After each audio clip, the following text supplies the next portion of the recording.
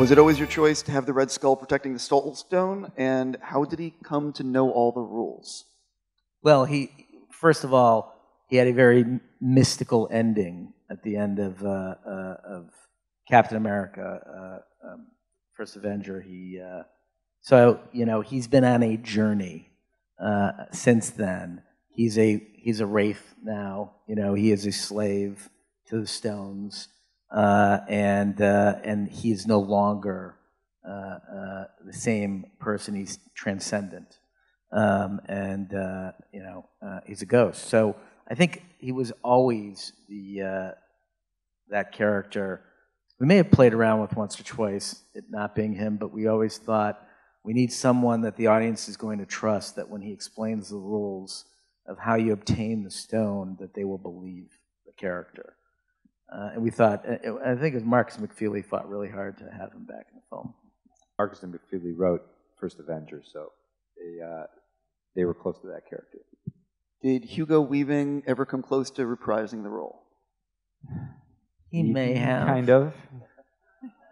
He was asked. I understand. What was the process of figuring out where the Soul Stone would be, considering the hype surrounding it? We knew that we needed to do something special with that stone, but we knew that we also needed it to have an emotional connection to the plot and to Thanos as a character. And it took us, I think that was the last stone that we figured out where it was, because that was the hardest story to come up with. And it was really, when at a point where we decided that the movie was Thanos' movie, we needed the lowest moment of the film to belong to him.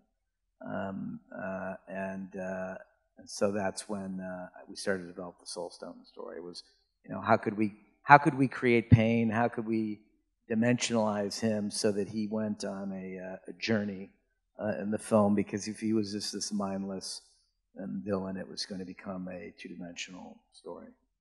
And the Soul Stone obviously has the ability to, manipulate your soul, the essence of who you are.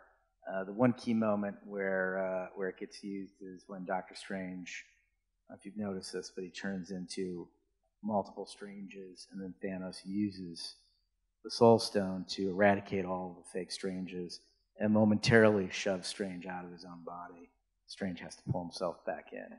So, of course, when Thanos goes to the Soul Stone itself to speak to his dead daughter, obviously has the ability to resurrect and conjure, the spiritual representation of people who are dead.